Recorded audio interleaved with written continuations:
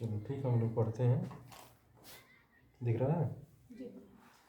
हम लोग पढ़ते हैं जो है काव्य। ठीक है, काव्य क्या होता है? काव्य हम लोग पढ़ेंगे काव्य। ठीक है, काव्य का मतलब क्या होता है? काव्य को हम कविता भी कहते हैं, काव्य को पद भी कहते हैं, पद्य भी कहते हैं। ठीक है, काव्य को हम कविता भी कहते हैं और काव्य को हम पद्य भी कहते हैं। ठीक है, तो चलिए इसमें हम थोड़ा सा लिखते हैं कि काव्य का मतलब क्या होता है। ठीक है, काव्य एक गद्य होता है और एक पद्य होता है। एक क्या होता है? गद्य होता है और एक पद्य होता है। तो सबसे पहले हम जो पद्य के बारे में देखते हैं, चाहे पद्य को चाहे काव्य को बात लिखी है। ठीक है, तो देखिए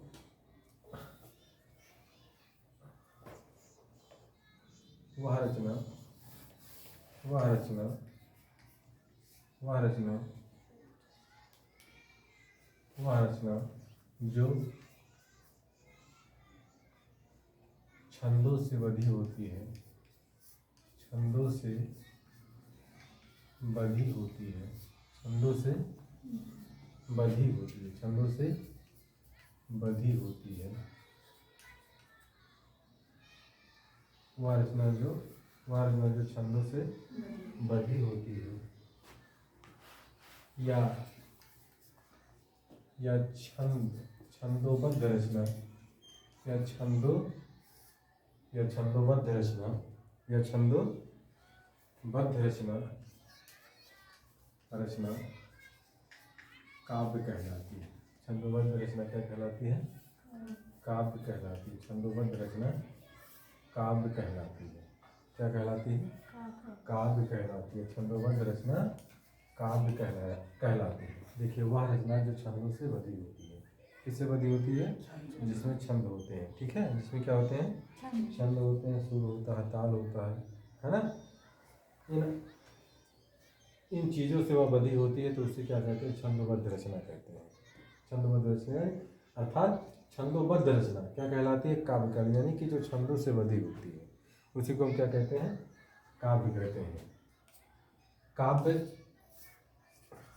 काव्य लयात्मक होती है। काव्य लयात्मक होती है।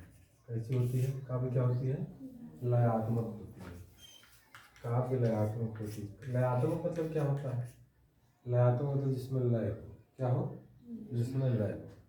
जिसमें लय मतलब क्या होता है? लय मतलब जिसमें उतार चढ़ाव, सुर होता है, ताल होता है। ठीक है, लयात्मक होती है रचना। काव्य लयात्मक होती है। कैसी होती है? लयात्मक होती है। काव्य को गाया भी जा सकता है। काव्य को गाया भी जा सकता है। काव्य को गाया भी जा सकता है। काव्य को गाया भी जा सकता है। काव्य को गाया भी जा सकता है। काव्य को हम क्या कर सकते हैं? गा भी सकते हैं। जैसे मान लीजिए हम कोई कहें आपको कोई कविता सुनो, तो कविता को गा सकते हैं ना, गा नहीं सकते हैं? हाँ, जैसे बसों मेरे नैनन नैनन द्वार मोहिनी मूरत सावरी सूरत नैना भुनी मिसाल, है ना। ये सब क्या है? कविता है, काव्य है। तो काव्य को हम गा भी सकते हैं, है ना। पायो जी मैंने राम रतन धन पायो, है ना। पायो जी मैंने राम रतन धन पायो, गुणवाणी। ठीक है, तो मैंने मीराबाई गाती नहीं कृष्ण को याद करके, है ना, तो गीत गाती है ना। तो इसका मतलब क्या है कि काव्य को हम गा भी सकते हैं। काव्य को हम गा भी सकते हैं। ठीक है, और जैसे आप कहें कि चलो तुम कहानी क्या है? कहानी गद्य है। कहानी क्या है? गद्य है। उपन्यास क्या है? गद्य है। निबंध क्या है? गद्य है। तो हम कहें चलो हम आपसे बोले चलो एक निबंध गा के सुना दो, तो निबंध गा के सुनाओगे? नहीं सुना पाओगे ना। ठीक है, तो हम ये कह सकते हैं कि काव्य वह रचना जो छंदों से बधी होती है या छंदोबद्ध रचना काव्य कहलाती है। काव्य लयात्मक होती है। काव्य को गाया भी जा सकता है। कविता को हम गा भी सकते हैं। काव्य को हम गा भी सकते हैं। ठीक है, बात समझे? काव्य को हम, अब कोई आपसे पूछे कि मतलब काव्य क्या है, तो आप क्या बताएंगे? वह रचना जो छंदों से बधी होती है या छंदोबद्ध रचना जो होती है वह काव्य कहलाती है। तो क्या कहलाती है? काव्य कहलाती है। ठीक है, वो क्या कहलाती है? वह रचना जो छंदों से बनी होती है छंदोबद्ध रचना काव्य कहलाती है। काव्यात्मक होती है ना। काव्य को गाया भी जा सकता है। काव्य क्या किया जा सकता है? काव्य को गाया भी जा सकता है। ठीक। अब इसके बारे में थोड़ा सा हम पढ़ेंगे। ठीक है। इसका इतिहास क्या है? काव्य का इतिहास क्या है? देखिए बहुत इंपॉर्टेंट चीज पढ़ाने जा रहे हैं। ठीक है। सारे जो क्वेश्चन होते हैं ना सब यहीं से जो है 1 नंबर के 2 नंबर के जो भी क्वेश्चन मतलब एग्जाम में पूछा जाता है सब यहीं से बनने शुरू होते हैं। तो इसलिए आप लोग इसको नोट करते रहिए। आदिकाल भक्ति काल तमाम काव्य है ना हिंदी साहित्य में। तो कालों के तहत जो है मतलब उनका डिवाइड किया गया। एक मतलब युग में कितने कवि होते हैं कितनी रचनाएं होती हैं हम लोग थोड़ा थोड़ा करके एक एक को देखेंगे जो एग्जाम की दृष्टि से महत्वपूर्ण जो है माने जाते हैं। ठीक है। आप लिखिएगा काव्य साहित्य का विकास। काव्य साहित्य का विकास लिखिएगा। काव्य साहित्य का विकास। काव्य साहित्य का विकास। ठीक है। काव्य साहित्य का विकास। ठीक है। हर एक चीज का क्या होता है? विकास होता है। क्या होता है?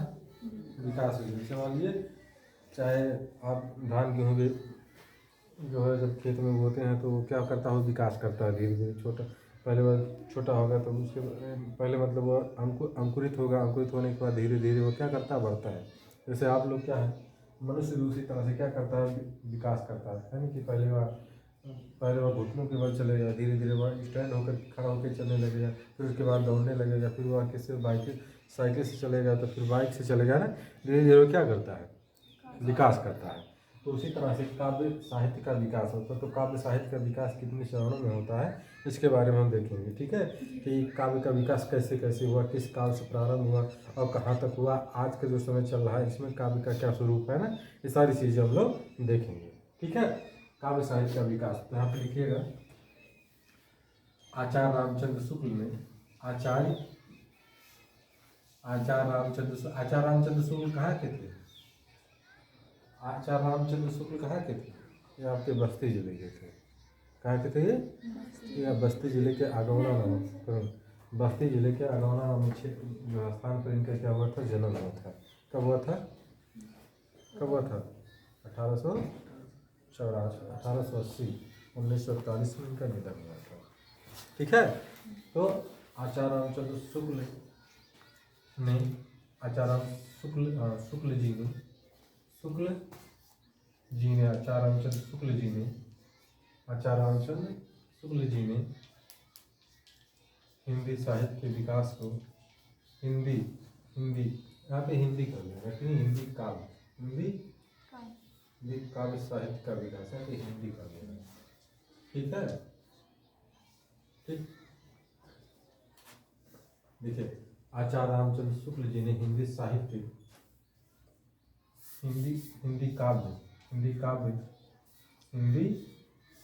काव्य साहित्य के विकास को हिंदी काव्य साहित्य के विकास को आचार्य रामचंद्र शुक्ल जी ने हिंदी काव्य साहित्य के विकास को मुख्य 4 भागों में बांटा है। मुख्य 4 भागों में बांटा है। 4 कालों में बांटा। 4 कालों में बांटा है। कितने कालों में बांटा है? 4 कालों में उन्होंने क्या किया है? बांटा। किसने? आचार्य रामचंद्र शुक्ल जी ने। आचार्य रामचंद्र ने हिंदी काव्य साहित्य के विकास को कितने भागों में बांटा है? 4 भागों में उन्होंने क्या किया है? बांट दिया। आचार्य रामचंद्र शुक्ल ने हिंदी काव्य साहित्य के विकास को मुख्य 4 कालों में क्या किया है? बांटा है। कितने कालों में बांटा है? 4 कालों में बांटा है। ठीक है। कौन कौन सा काल है तो हम उसको देख लेते हैं। ठीक है। नंबर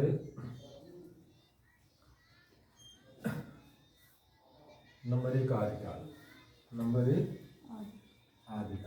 अब लिखेंगे इसको आदिकाल। नंबर 1 आदिकाल। ठीक है। आदिकाल की समय सीमा क्या मानी जाती है? 1050 से विक्रम संवत 1050 से 1375। 1050 से यहाँ पे विक्रम संवत लिखिएगा। विक्रम संवत लिखिएगा। ठीक है। विक्रम संवत यानी आदिकाल की समय सीमा उन्होंने क्या मानी है 1050 से 1050 से 1375 ठीक है कितना 1375 आदिकाल की समय सीमा उन्होंने क्या मानी 1050 से 1375 ठीक है। उसके बाद भक्ति काल उसके बाद क्या भक्ति काल की समय सीमा उन्होंने क्या मानी है 1375 से लेकर के 1900 1375 से लेकर के 1300 विक्रम संवत लिखे जाए विक्रम संवत 1375 से 1700 से ईस्वी मत लगाइएगा ठीक है ईस्वी मत लगाइएगा ठीक है। उसके बाद उन्होंने क्या माना रीत काल क्या माना रीत काल माना ठीक है क्या माना उन्होंने रीत काल माना। तो रीत काल की समय सीमा उन्होंने क्या मानी विक्रम संवत 1700 से लेकर के 1900 विक्रम संवत 17 से लेकर के कितना 1900 कितना मानी 1900 माने।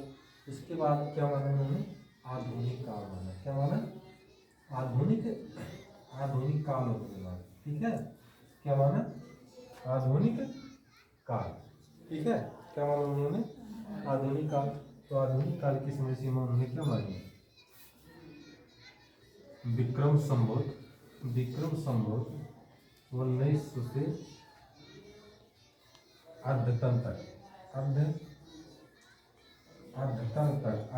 मतलब अद्यतन मतलब अब तक ये 4 भागों में उन्होंने क्या किया ये 4 भागों में जो है क्या किया बांट दिया किसने आचार्य रामचंद्र शुक्ल ने ठीक है हिंदी आचार्य रामचंद्र शुक्ल ने इस तरह से देखा जाए तो आचार्य रामचंद्र शुक्ल ने हिंदी काव्य साहित्य के विकास को कितने भागों में बांट दिया है 4 भागों में उन्होंने क्या किया बांट दिया किस काल में आदिकाल भक्ति काल रीत काल आधुनिक काल आदिकाल की समय सीमा क्या मानी जाती है विक्रम संवत 1050 से लेकर के 1350 तक 1050 से लेकर के कितना माना उन्होंने 1375।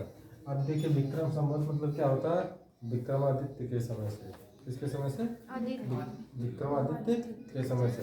अब इसमें से विक्रम संवत में से जब आप 57 वर्ष घटाएंगे कितना घटाएंगे 57 वर्ष आप घटा देंगे कितना घटाएंगे 57 वर्ष घटा देंगे तो वह किसमें बदल जाएगा ईस्वी में बदल जाएगा किसमें बदलेगा ईस्वी में वहाँ क्या बदल जाएगा ईस्वी में वहाँ हो जाए किसमें बदल जाएगा ईस्वी में बदल जाएगा 57 वर्ष कितना घटाएंगे 57 विक्रम संवत यानी कि विक्रम संवत में से जब आप 57 वर्ष घटा देंगे तो वह किसमें बदलेगा ईस्वी में क्या हो जाएगा बदल जाएगा।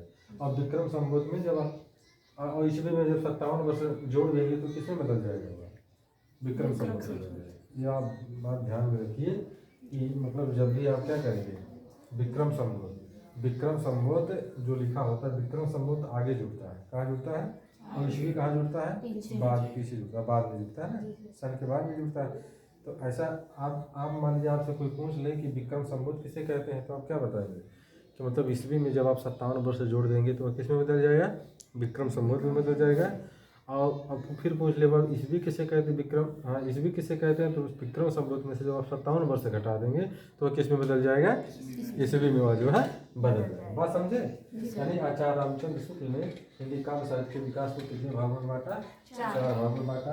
आदिकाल में बांटा आदिकाल की समय सीमा उन्होंने कितनी मानी विक्रम संवत 1050 से 1375 मानी है ना। भक्ति काल की समय सीमा उन्होंने क्या मानी विक्रम संवत 1375 से लेकर के 1700 मानी ठीक है। और विक्रम और उसके बाद विक्रम यानी कि रीत काल की समय सीमा उन्होंने क्या मानी विक्रम संवत 1700 से लेकर। और उन्होंने देखिए इन्होंने ये बात और किया है इन्होंने क्या किया है कि मतलब भक्ति काल को उन्होंने पूर्व मध्य काल भी कहा है ऐसे लिखिए ठीक है लिखा देगा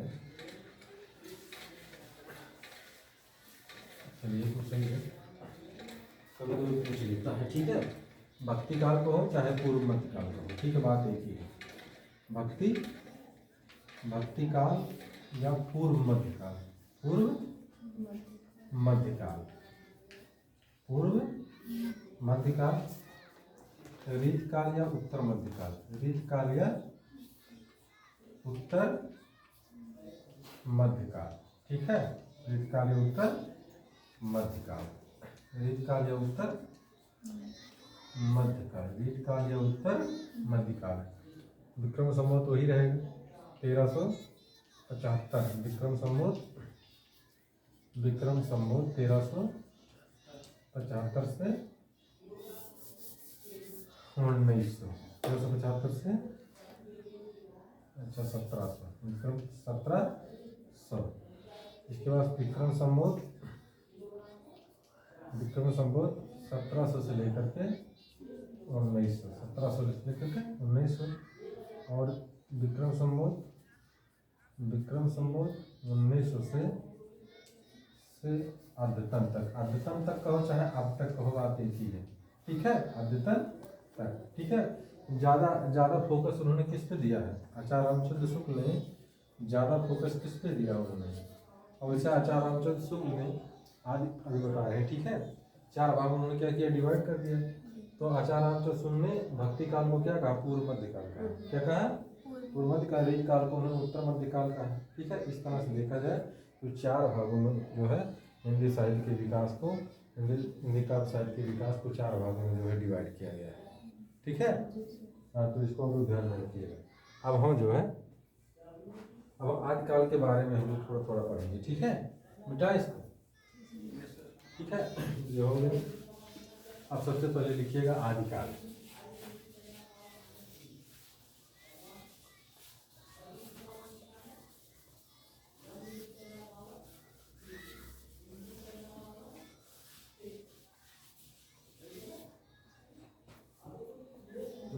अब लिखिएगा आदिकाल। आदिकाल पहला चरण हम लोग देखते हैं, आदिकाल। ठीक है, आदिकाल की समय सीमा कितना माना गया है? विक्रम संवत 1300 क्या है 1050 से 1375, ये तो माना गया है 1050 से 1375, ये जो हम माना गया विक्रम संवत 1050 से 1375। देखिए एग्जाम में आदिकाल से संबंधित बहुत क्वेश्चन पूछा जाता है, तो चलिए हम इसके बारे में थोड़ा चर्चा करेंगे। ठीक है, आदि का मतलब क्या होता है? प्रारंभ होता है। आदि का मतलब क्या होता है? प्रारंभ। आदिकाल का मतलब होता है प्रारंभ होता है। ठीक है, कि मतलब प्रारंभ हो रहा है। हिंदी काव्य का विकास आदिकाल से प्रारंभ हो रहा है। हिंदी काव्य साहित्य का जो है विकास किससे प्रारंभ हो रहा है? आदिकाल से प्रारंभ हो रहा है। ठीक है, अब 1050 का जो समय क्या था? 1050 में इस वक्त हमारा देश उस समय क्या था? गुलाम। हमारा समय क्या था? गुलाम। तो उस समय जो है मुगल शासक हमारे देश में आए थे। कौन आया था? हमारे देश में मुगल शासक जो आए थे और जबरन जो है क्या कर रहे थे? धर्मांतरण कर हमारे देश को जो लूट रहे थे, खरोच रहे थे, है ना। तमाम प्रकार की जो है मतलब जो छोटे छोटे राजा थे, वो राजाओं को जो हमारा हिंदू जो राजा थे उनके पतन का काल था, और मुसलमानों के कट्टरता का काल था। मुसलमान लोग, जो मुस्लिम शासक लोग थे, वो जबरन जो क्या करते थे? हिंदुओं को क्या करते थे? मुसलमान बनाते थे। ठीक है, उसके बाद समाज में अंधविश्वास फैला हुआ था। पढ़ाई लिखाई का उतना जो है मतलब महत्व नहीं था। लोगों को मारा जा रहा था, पीटा जा रहा था। अंधविश्वास और जात पात वर्ण व्यवस्था हमारे समाज में जो पूरी तरह से जो है भरी पड़ी हुई थी। ठीक है, हम ये कह सकते हैं कि उनके चरम का काल था। और हमारा देश कई भागों में डिवाइड था। छोटे 2-4 गांव जिसके अंडर में हो जाता तो उसी गांव को क्या समझता था? एक देश समझता था, एक राष्ट्र समझता था। जैसे मान लीजिए घर में क्या होता है? घर में फूट होती है, कला होता है ना, तो बाहर के लोग बहुत आसानी से आपके घर के ऊपर कब्जा कर लेते हैं। तो ठीक उसी तरह से हमारा देश छोटे छोटे टुकड़ों में विभाजित था। और उसके बाद जो बाहर के विदेशी लोग थे, जो मुगल थे, हमारे देश में आए। हमारे देश पर कई साल तक उन्होंने शासन किया, हमको मारा पीटा, और यहाँ का जो धन संपत्ति था, जो रुपया पैसा था, जो मंदिर थे, महमूद गजनी 17 बार आक्रमण किया था। ठीक है, हमारे देश में सोमनाथ मंदिर पर 17 बार उसने आक्रमण किया था। ठीक है, 1027 में जो सबसे बड़ा कांड कहला गया, सोने के मंदिर जो जवाहरात थे, जो आभूषण थे, सब लेकर के वह चला गया था। हम ये कह सकते हैं कि ये जो समय था हमारा देश जो है तमाम प्रकार के अंधविश्वासों में डूबा हुआ था। मुस्लिमों की जो कट्टरता का काल था, हिंदुओं के पतन का काल था, है ना। तो ये आदिकाल, तो इस समय जो है आदिकाल का, इसी समय से आदिकाल का क्या माना जाता है? विकास माना जाता है। ठीक है। तो देखिए आदिकाल के हम बारे में पढ़ते हैं। तो आदिकाल को किसने आदिकाल संज्ञा दिया? देखिए आदिकाल को आदिकाल कहने वाले जो विद्यार्थी कभी कभी एग्जाम में पूछ लेता है आदिकाल को किसने आदिकाल कहा, आदिकाल को किसने आदिकाल कहा। तो इस पर हम थोड़ा सा चर्चा कर लेते हैं। तो आदिकाल को आदिकाल कहने वाले जो विद्वान थे उनका नाम था हजारी प्रसाद द्विवेदी। नाम सुने हो ना? हजारी प्रसाद द्विवेदी। इन्होंने क्या कहा? आदिकाल कहा। क्या कहा इन्होंने? आदिकाल का। उन्होंने आदिकाल को क्या कहा? आदिकाल। ये सबसे पहले इस काल को आदिकाल किसने कहा? एग्जाम में अगर आ जाए कि आदिकाल को आदिकाल किसने कहा तो आप क्या बताएंगे? हजारी प्रसाद द्विवेदी। इंटर में और हाई स्कूल में बहुत बार एग्जाम में पूछा गया है क्वेश्चन, ठीक है, कि आदिकाल को आदिकाल किसने कहा, ठीक है। तो आप इसको नोट लगा लीजिए। तो आदिकाल को आदिकाल किसने कहा? आचार्य हजारी प्रसाद द्विवेदी ने कहा। हजारी प्रसाद द्विवेदी ने आदिकाल को क्या कहा? आदिकाल कहा, ठीक है। अब इसी को आदिकाल को अब इनके बाद से आचार्य रामचंद्र शुक्ल जो थे वो सहमत नहीं थे। जो हमारे बस्ती के जो विद्वान थे उनका नाम रामचंद्र शुक्ल था, बहुत विद्वान थे, हिंदी साहित्य। उन्होंने जो कह दिया, ठीक है, जो कह दिया सब लोग उनकी बातों को मान लिए। उनकी बातों को कोई काट नहीं सके। इतना बड़ा विद्वान हिंदी साहित्य में नहीं हुआ, ठीक है। अगौना में जन्मे थे, ठीक है। इन्होंने जो कह दिया उन्होंने इस पेड़ को बता दिया, या जो पेड़ जो आपके सामने दिख रहा है आम का पेड़ है तो आम का पेड़ है। सब लोग उनकी बात को मान लेते थे कि हाँ बाबा शुक्ल कह रहे हैं तो बात सही है, ठीक है। तो इन्होंने क्या किया? आदिकाल को उन्होंने क्या संज्ञा दी? हजारी प्रसाद द्विवेदी ने आदिकाल को आदिकाल की संज्ञा दी। और इन्होंने क्या कहा कि नहीं आदिकाल नहीं, इन्होंने इसका नाम बताया वीर गाथा काल। वीर गाथा काल। क्या कहा उन्होंने? वीर गाथा काल कहा कि यह आदिकाल नहीं है, वीर का वीर मतलब देखिए वीर मतलब वीर मतलब वीर, गाथा मतलब कहानी, काल मतलब समय, ठीक है। अब आचार्य रामचंद्र शुक्ल ने क्या कहा इसको? आदिकाल को उन्होंने क्या कहा? वीर गाथा काल का। रामचंद्र शुक्ल जी ने क्या कहा? वीर गाथा काल का। क्या कहा? अब इनके पीछे का एक तर्क था। क्या था? एक तर्क उन्होंने दिया था। वह तर्क क्या था कि यह काल जो है वीरों का काल है। किसका काल है? वीरों का काल है। इसमें जो भी रचनाएं लिखी गई इस काल 1050 से 1375 के बीच में जो भी रचनाएं लिखी गई, ठीक है, जो भी रचनाएं लिखी गई वह वीरों की कहानी से संबंधित है। वीर योद्धाओं का वर्णन किया गया है इसमें। सही भी बात है। आला उदल देखते हैं, गाँव आला वाला जब सुनो आप लोग कहीं तो उसमें एक रचना है जो है जगनी। इसी काल में कवि हुए थे जिनका नाम था जगनी, ठीक है। तो उन्होंने जो है एक रचना लिखा था जिसका नाम था जो है आलाखंड। आलाखंड का एक नाम है परमाद रासो, ठीक है। तो वह जो कहानी लिखी गई थी तो उसमें वीरों का वर्णन किया गया। यानी हम ये कह सकते हैं कि इस काल में जितनी सारी रचनाएं लिखी गई वह किसके बारे में लिखा गया? वीरों के बारे में लिखा गया। क्योंकि इस समय क्या था, वो मुगल आए, मुस्लिम शासक हमारे देश में आए थे, लोग को मार रहे थे, पीट रहे थे, जबरन धर्मांतरण करवा रहे थे ना। तो यहाँ पे जो छोटे कुछ राजा थे तो वो लोग उनसे लड़े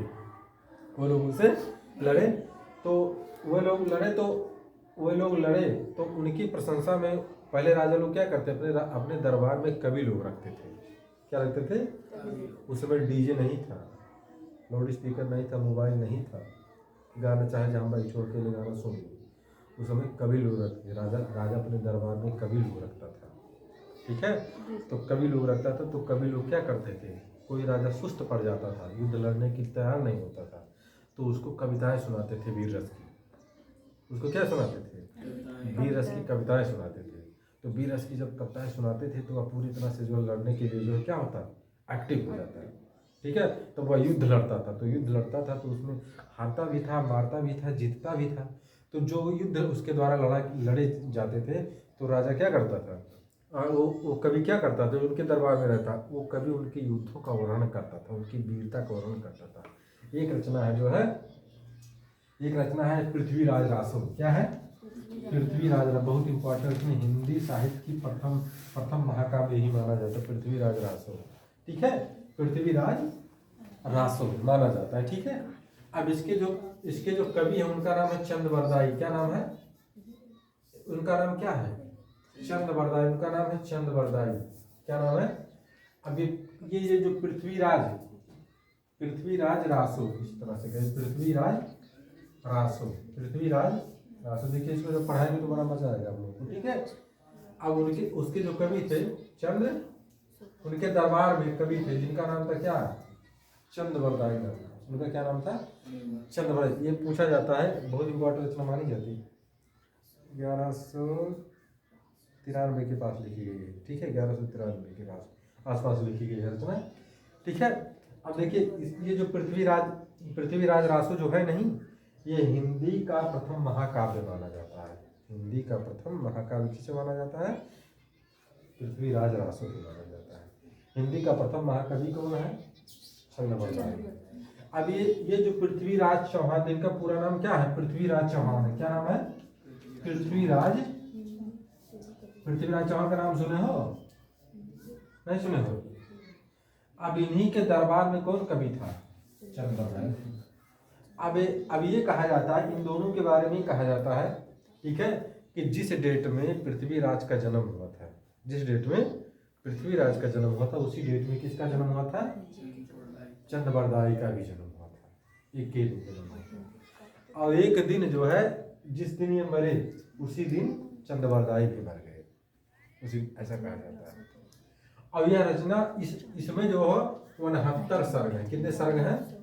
69 सर्ग है। कितने सर्ग हैं? 69 सर्ग। देखो ध्यान से सुना, इसमें कितने सर्ग हैं इस रचना में? 69 सर्ग है। और 68 सर्ग किसने लिखा था? 68 सर्ग चंद्रवरदाई ने लिखा था। और उसके बाद आए 61 सर्ग, और 8 सर्ग के पुत्र जिनका नाम था जलहर। इसका क्या नाम था? जलहर ने लिखा था। अब 61 सर्ग जब ये लिखे तब ये जो है एक युद्ध मोहम्मद गोरी। अब उसके बाद 1192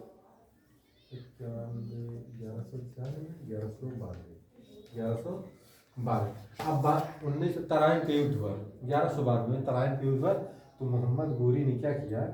पृथ्वीराज चौहान को मार दिया। और मारने के बाद उनकी आंखें निकाल लेता है मोहम्मद गोरी, उनकी आंखें निकाल लेता है। और जब आंखें निकाल लेता है तो पृथ्वीराज चौहान मर जाते हैं। तो वह खबर जो है, वह खबर इनको मिलती है चंद्रवरदाई को। चंद्रवरदाई को खबर मिलती है कि हमारे राजा की आंखें जो निकाल ली गई हैं मोहम्मद गोरी के माध्यम से। तो वे अपने पुस्तक को सारी किताब देते हैं। पुस्तक जहाँ हथ दे निरपचल काज। क्या किया उन्होंने? अपनी किताब उठा करके, बेटा कहा हम दे रहे हैं, ये तुम ले लो, और मैं अपने जो है मित्र के पास में जो है जा रहा हूँ। और वो जब जहाँ गए और फिर उनकी जब लाश को देखा तो तुरंत वही जो वहीं पर मर जाते हैं। कौन? चंद्रवरदाई मर जाते हैं। अब देखिए, अब पृथ्वीराज रासो, अब यह जो रचना है, यह पृथ्वीराज के जन्म से लेकर के मरण तक का वर्णन है। इसमें एक लड़की है जिसका नाम है संयोगिता। क्या नाम है? संयोगिता। एक लड़की है जिसका क्या नाम है? संयोगिता है। और संयोगिता राजा चंदावत जयचंद। क्या नाम है? जयचंद की पुत्री है। कौन? संयोगिता। जयचंद की वो क्या है? पुत्री है। और पृथ्वीराज चौहान इस संयोगिता से प्रेम करते हैं। किससे प्रेम करते हैं? संयोगिता से प्रेम करते हैं। संयोगिता से प्रेम करते हैं, लेकिन इसके पिताजी इसका विवाह जो है नहीं करते। नहीं चाहते हैं कि पृथ्वीराज चौहान से संयोगिता का जो है विवाह हो जाए, ये नहीं चाहते हैं, ठीक है। तो नहीं चाहते हैं, तो इन दोनों के प्रेम से जयचंद जो है बहुत दुखी होते हैं, पसंद नहीं होते हैं। तो बात क्या होती है? तो उन्होंने स्वयंवर का आयोजन किया। क्या किया? स्वयंवर मतलब जो स्वयं का वर, जो लड़की स्वयंवर किसे कहते हैं? कि स्वयं का वर ढूंढना, यानी कि जो लड़की स्वयं बना दूल्हा ढूंढती है उसी को क्या कहा जाता है? स्वयंवर। लेकिन स्वयंवर में कुछ शर्तें होती हैं, है ना? धनुष तोड़ना, और मतलब जैसे मान लीजिए मछली की आंख में निशाना लगाना, वो क्या कहलाता है? लेकिन इसमें कोई मतलब शर्त नहीं था। राजा जयचंद ने अपनी पुत्री से कहा, ठीक है, मैं देश विदेश के राजकुमारों को मैं जो है बुला रहा हूँ, और तुम अपनी इच्छा के अनुसार जो है तुम अपना दूल्हा जो है तुम चुन लो। तो लेकिन उसमें जयचंद ने पृथ्वीराज चौहान को जो है नहीं बुलाया। पृथ्वीराज चौहान को नहीं बुलाया। और अब उसके बाद क्या कि सारे राजा महाराज जो आए जो है, अब इनके पिता ने कहा कि अपनी इच्छा अनुसार तुम क्या करना, अपना दूल्हा जो है ढूंढ लो। अब ये माला लेकर के ढूंढ रही है तो पृथ्वीराज चौहान जो है नहीं है। तो उसने संगीता ने क्या किया था, एक जो है पृथ्वीराज चौहान की मूर्ति जो बनाई थी घर में, मतलब जहाँ पे लोग बैठे थे वहीं पर वो मूर्ति थी। और जब पृथ्वीराज चौहान को जब वो नहीं देखी उस महफिल में, तो उसने ले जाकर के मूर्ति जो है उसी माले पर जो है डाल दी। किसने? संगीता ने डाल दिया। अब संगीता ने डाल दिया, उसके बाद अब हम तो अपने आंखों से देखें, सीरियल में देखें तो सीरियल में दिखाया गया कि उस मूर्ति में पृथ्वीराज चौहान थे और तुरंत जो है पत्थर वत्थर फोड़ के निकलते हैं और संगीता को जो है घोड़े पर बैठाते हैं और लेकर के जो है चल देते हैं। ठीक है, ये बात हुआ। अब उसके बाद मोहम्मद गोरी जो है, उस समय ये दिल्ली के क्या थे, दिल्ली के सम्राट थे। दिल्ली की गद्दी पे कौन बैठे हुए थे? पृथ्वीराज चौहान दिल्ली की गद्दी पे बैठे थे। ठीक है, अब बैठे थे। अब इसके बाद अब ये कई मोहम्मद गोरी 17 बार आक्रमण किया था भारत पर। ठीक है, लेकिन 17 बार भी उसे हार मिली थी। वह कहाँ का था? अफगान का था, अफगानिस्तान का था मोहम्मद गोरी। ठीक है, अब वह जो क्या हुआ, अब वह 17 बार उसने क्या किया, आक्रमण किया, लेकिन 17 बार आक्रमण किया लेकिन उसे हार ही मिली। 1191 ईस्वी में, कब? 1191 ईस्वी में उसने जो है तराइन के युद्ध में, मोहम्मद तराइन, कौन सा युद्ध? तराइन का युद्ध हुआ। तराइन का युद्ध हुआ किसके बीच में? मोहम्मद गोरी के बीच में और किसके बीच में? पृथ्वीराज चौहान के बीच में। क्या हुआ? युद्ध हुआ। अब इस युद्ध में मारा, मतलब हार जाता कौन? मोहम्मद गोरी हार जाता है। मोहम्मद गोरी जो है हार जाता है। मोहम्मद गोरी जब हार जाता है तो अब उसके बाद क्या करता है कि जयचंद सोचता है कि अब ये तो हमारा दुश्मन हो गया, हमारी बेटी को लेकर के भाग गया। कौन? पृथ्वीराज चौहान। तो दुश्मनी होगी पृथ्वीराज चौहान से। तो यह जो है जाकर के किससे मिल गया? मोहम्मद गोरी से। किससे मिल गया? मोहम्मद गोरी से मिल गया। और मोहम्मद गोरी से सारी बातें उसने बता दिया पृथ्वीराज चौहान के बारे में। तुम इस रास्ते से आओगे तब तुम दिल्ली पर आक्रमण कर पाओगे और पृथ्वीराज चौहान को पराजित कर पाओगे। उसकी छोटी छोटी कमियां, सारी कमियां जो थी पृथ्वीराज चौहान की, ठीक है, उस सारी कमियां जाकर के जयचंद ने किससे बता दिया? मोहम्मद गोरी से। और फिर उसके बाद वह जो है और कहा, तो मोहम्मद गोरी ने कहा ठीक है। तो उसने कहा कि मैं बता दे रहा हूँ, मैं तुमसे सारी बात बता दिया, तो क्या तुम हमारे लिए कुछ हमें मिलोगे कि नहीं मिलोगे? तो मोहम्मद गोरी ने कहा कि हाँ, हम तुम्हें जो है उसका जो भी राज्य है, ठीक है, हम जीत करके तुम्हें हम जो है दे देंगे। किसको? जयचंद। ठीक है, इसलिए उसने सारी बातें जो उसको बता दी, पृथ्वीराज की कमियां बता दी। अब उसके बाद हुआ क्या, अब 1193 में, कब? अब 91 में हारा, हाँ 93 नहीं 92, 1192। अब फिर वह लश्कर लेकर चला। कौन?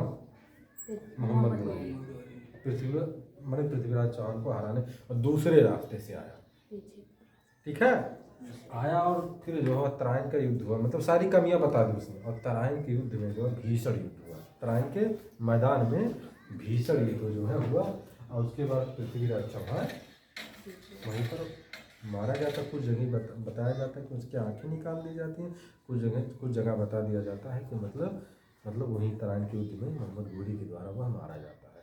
ठीक है, अब ये जो है अब 1192 में मोहम्मद गोरी के द्वारा पृथ्वीराज चौहान की क्या हो जाती है? हार हो जाती है। ठीक है, हार हो जाती है। तो उसके बाद जो है अब ये जयचंद जो है कहते हैं ठीक है, हमने तो बता दिया, हम ना बताए होते तो पृथ्वीराज चौहान को तुम हरा नहीं पाते। पृथ्वीराज चौहान शब्द वेदी बाण चलाने में बड़ा माहिर था। आंखें बंद करके इसे मार देता था, आंखें बंद कर देता और मार देता। किसी भी चीज़ को मारना होता आंखों की पट्टी बांध देता और मतलब आवाज़ जिधर से आवाज़ आती उधर अगर वह बाण चला देता तो वह तीर जा करके उसको लग जाता। ऐसा मतलब खिलाड़ी था वह, ऐसा योद्धा था पृथ्वीराज चौहान। अब हुआ क्या, अब ये जयचंद ने कहा ठीक, हम तो तुम्हें सारी कमियां हमने बता दी और तुम जीत भी गए, तो हमारा इनाम लाओ, जो कहे थे तुमने हमसे वादा किया था। तो कहा कैसा हुआ था? तुरंत उसने कहा जो जो अपनी बेटी का हित नहीं हो सकता वो मेरा हित कहाँ से हो सकता है? जो अपनी बेटी का हित नहीं हुआ तो मेरा हित कैसे हो सकता? तुरंत जयचंद्र को उसने मार दिया वहीं पर। किसे मार दिया? मोहम्मद गोरी ने जयचंद्र को भी जो है मार दिया। ठीक है, अब ये सारी कहानी जो है देखिए, अब ये सारी कहानी किसमें लिखी गई? पृथ्वीराज रासो में। अब चंद्रबरदाई यानी कि चंद्रबरदाई ने जो है, अब इसमें लड़ाई का वर्णन है ना, इस रचना में लड़ाई का वर्णन है। तो पृथ्वीराज चौहान के द्वारा जो भी लड़ाइयाँ लड़ी गई, ठीक है, चंद्रबरदाई ने पृथ्वीराज रासो में उस चीज को जो है क्या किया, लिखा। ठीक है, इसलिए उसने क्या कहा, इस काल को वीर गाथा काल कहा। यह काल कैसा काल है? पृथ्वीराज रासो की बात नहीं, हमीर रासो हो गया, कुमार रासो हो गया, परमार रासो हो गया, परमार रासो हो गया, हमीर रासो हो गया, विजयपाल रासो हो गया। ठीक है, इस जो रासो रचनाएं हैं सब वीर रस से संबंधित है। इससे वीर रस यानी कि वीरों का वर्णन जो है इस काल में किया गया। इसलिए आचार्य रामचंद्र शुक्ल ने आदि काल को क्या संज्ञा दिया? वीर गाथा। क्या क्या दिया? वीर गाथा काल दिया। ठीक है,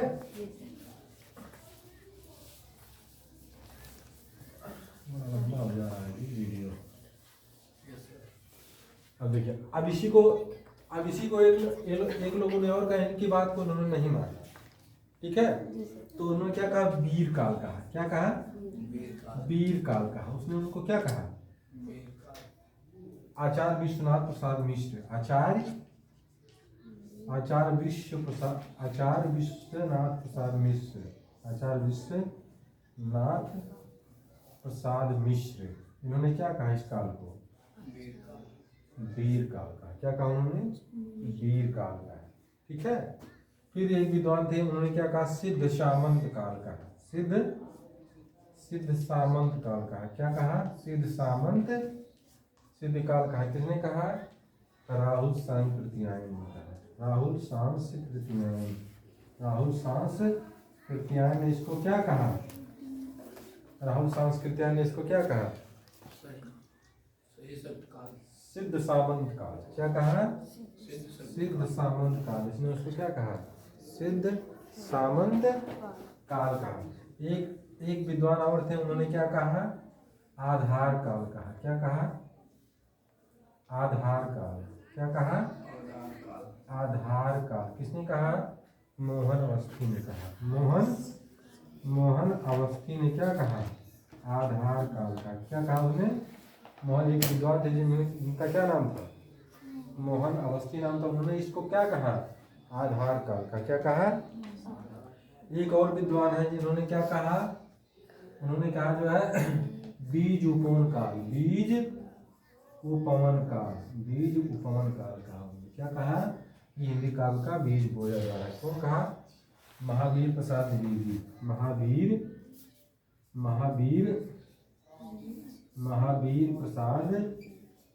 प्रसाद द्विवेदी ने कहा। किसने कहा? महावीर प्रसाद द्विवेदी ने इसको क्या कहा? महावीर प्रसाद द्विवेदी ने क्या कहा? बीज उपवन काल कहा। क्या कहा? एक विद्वान और उन्होंने क्या कहा? उद्भव काल कहा। उन्होंने क्या कहा? उद्भव काल कहा। उद्भव काल किसने कहा? वासुदेव सिंह ने क्या कहा? उद्भव काल कहा। उन्होंने क्या कहा इसको? उद्भव काल कहा। ठीक है, और लिखवा रहा है, आ जाएगा इसमें। ठीक है, ये एग्जाम में आपसे पूछ लेगा किसने क्या क्या कहा। एक और देख लीजिए, मिश्र बंधु। मिश्र अभी कम से कम 10-12 है, लिखवा दे सब। मिश्र बंधु, एक मिनट। मिश्र बंधु उन्होंने क्या कहा? आरंभिक काल